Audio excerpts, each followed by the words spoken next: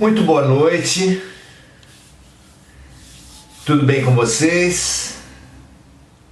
Vamos chegando no nosso cantinho, no nosso grupo de estudos sobre a alma, sobre o espírito, sobre a vida, sobre como Deus age para as criaturas, sobre como as criaturas evoluem. Especialmente nesse capítulo, estamos estudando isso.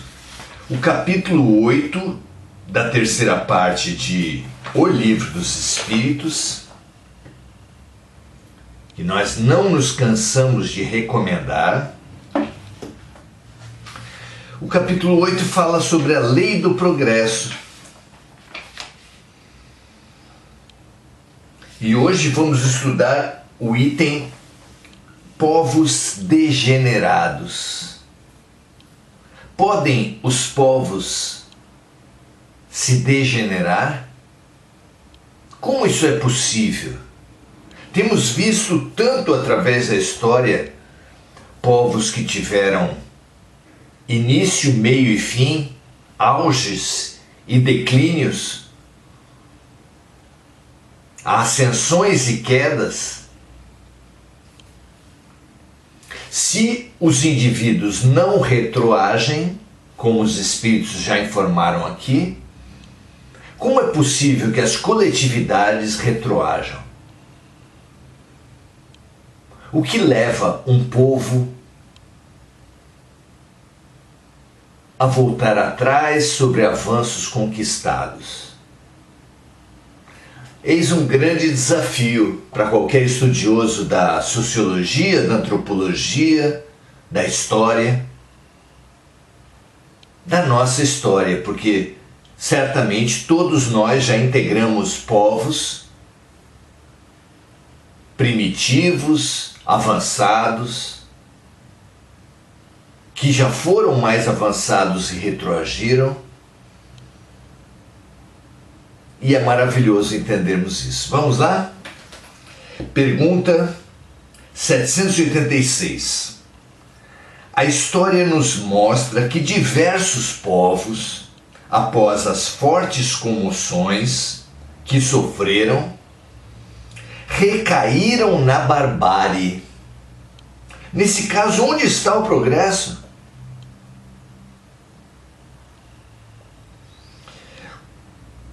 Respondem os espíritos da seguinte forma: quando a casa ameaça desabar, o homem a derruba para construir uma mais sólida e com mais comodidade. Mas até que ela esteja pronta, ocorrem perturbações e confusões. É preciso compreender bem o seguinte: quando está na pobreza, o homem mora num casebre. Quando fica rico, ele vai morar num palácio. Mais tarde, um pobre diabo vem morar nesse casebre e sente-se feliz porque antes não possuía sequer um abrigo. Vejam que comparação rica. Como o avanço, o retrocesso são relativos, não é? Continuam os espíritos nessa mesma pergunta. Aprendam, portanto, que os espíritos que estão encarnados no povo que sofreu a comoção não são os mesmos que faziam parte desse povo na época do seu esplendor. Respondem os espíritos claramente sobre a questão que parece incompreensível. Se as pessoas não retroagem, se os espíritos não voltam atrás, não involuem, como é possível que tantas coletividades, tantos povos, tenham retroagido, voltado atrás, involuído. E aqui eles dizem: aprendam que os espíritos que estão encarnados no povo que sofreu a comoção e o retrocesso não são os mesmos que faziam parte desse povo na época do seu esplendor. É como um time de futebol. Se ele, num passado, ganhou muitos títulos, como é possível que hoje, décadas depois desses muitos títulos, que ele tenha sido rebaixado, que ele tenha piorado muito o seu desempenho?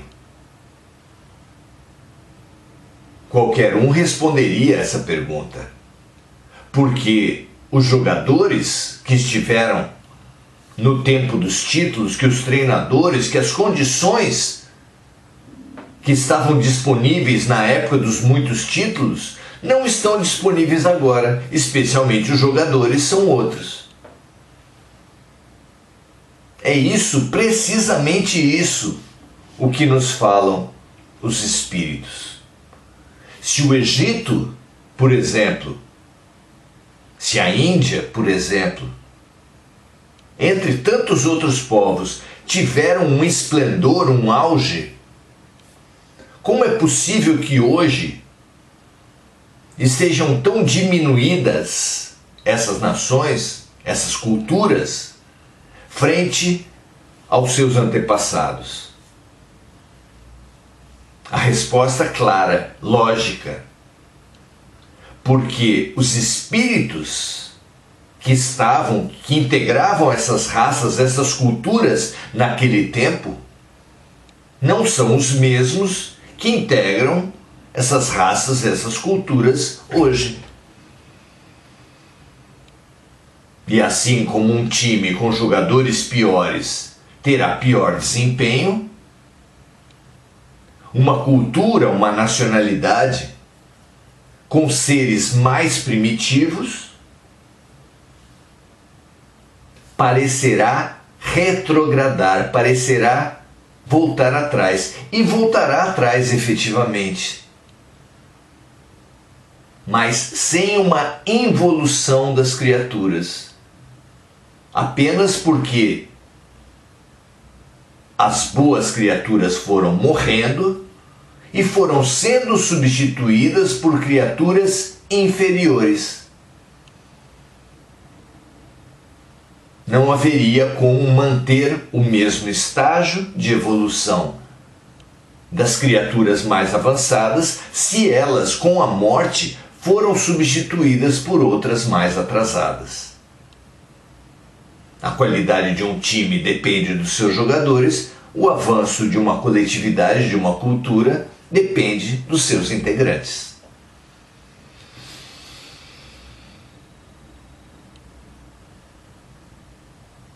Terminam os espíritos dizendo assim nessa pergunta 786. Os espíritos que faziam parte desse povo, quando ele estava em seu esplendor, evoluíram e foram morar em habitações mais perfeitas, enquanto outros espíritos, menos adiantados, tomaram o lugar que ficou vago, e que um dia também deixarão quando evoluírem.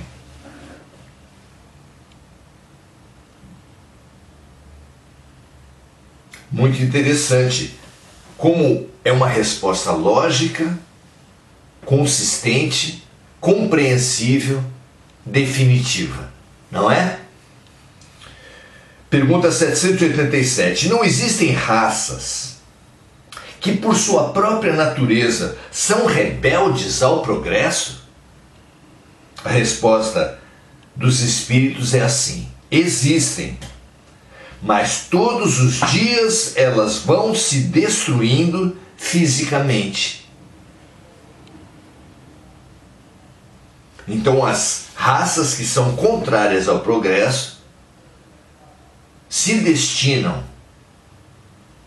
a crises profundas, importantes, de forma que elas vão se destruindo até fisicamente pela sua teimosia, pela sua relutância em se melhorar. Pergunta 787A. Qual será o destino das almas que animam essas raças? E a resposta dos Espíritos vem assim: o destino dessas almas, assim como de todas as outras, é a perfeição. Após terem passado por inúmeras existências. Deus não abandona ninguém. Deus não desiste de nenhum dos seus filhos.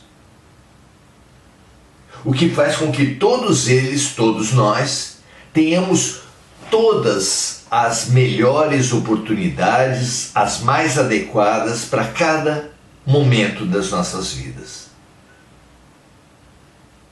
E se nós não conseguirmos aproveitar as oportunidades de hoje, outras surgirão, não apenas 70 vezes, 7 vezes, mas infinitas vezes. Muito bom.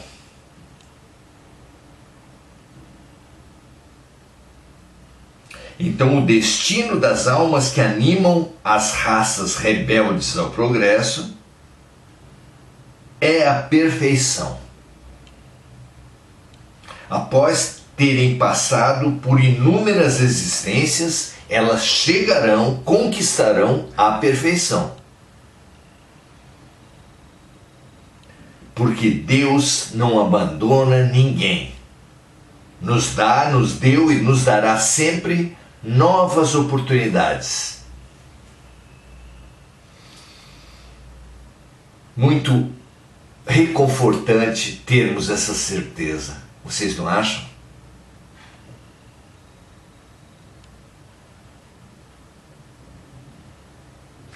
Pergunta 787b. Sendo assim, os homens que hoje são civilizados já foram selvagens e antropófagos? A resposta é sim, você mesmo foi antropófago. Em mais de uma encarnação, antes de ser o que é hoje. Quando Jesus nos desafia frente ao mais difícil dos mandamentos de Moisés, que é o não julgarás, dizendo: apenas quem estiver sem pecado, atire a primeira pedra. Ele nos traz uma verdade que se torna muito maior com a visão espiritual, com a perspectiva da eternidade. Porque todos os que hoje estão numa posição espiritual de errarem pouco, todos, absolutamente todos, já estiveram numa posição espiritual de errar muito, de muito egoísmo e muita violência. Absolutamente todos.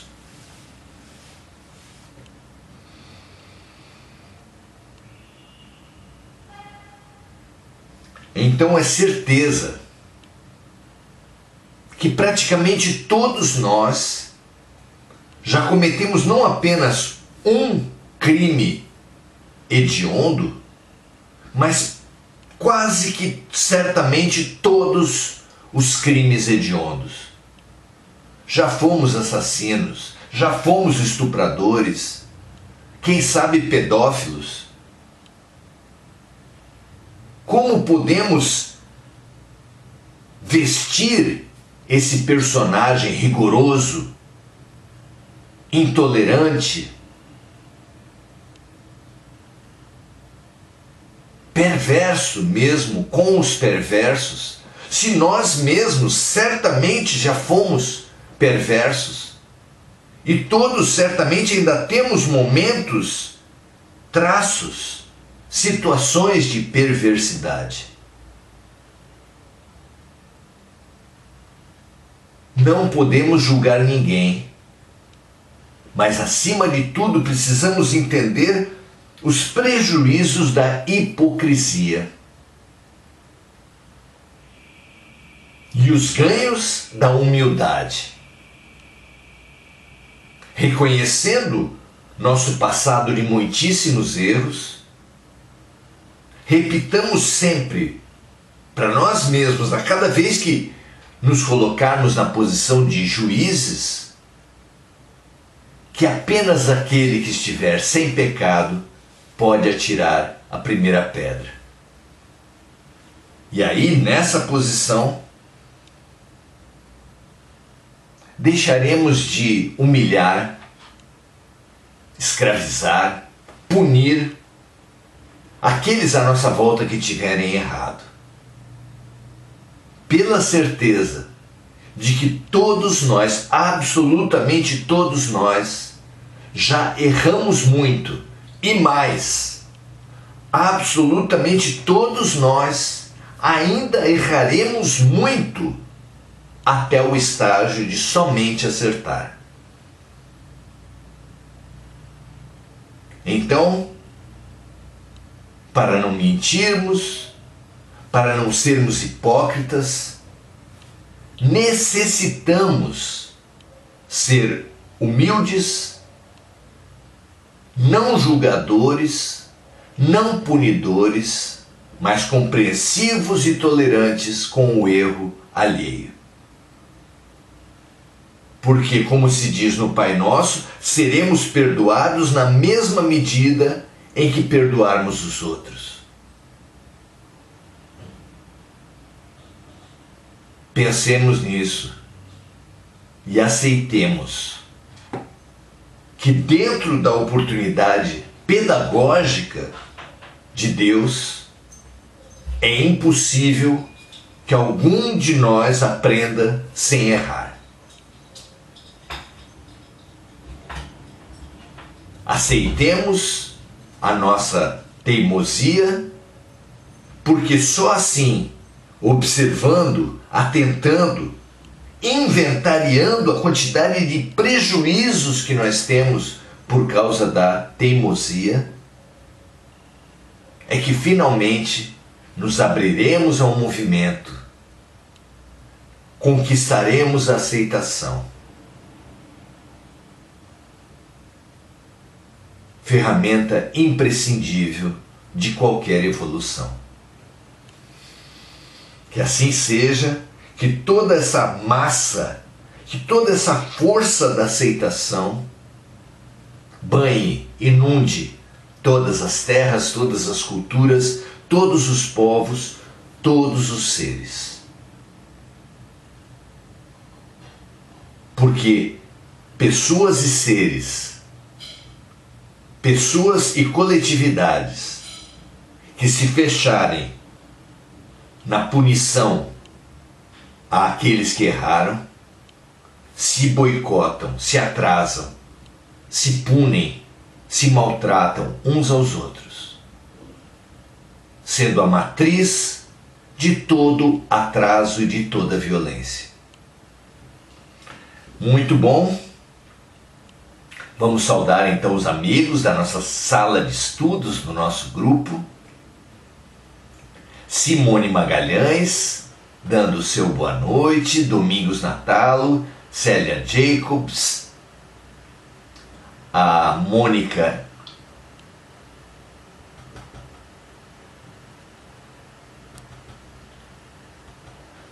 Silva, dando sua saudação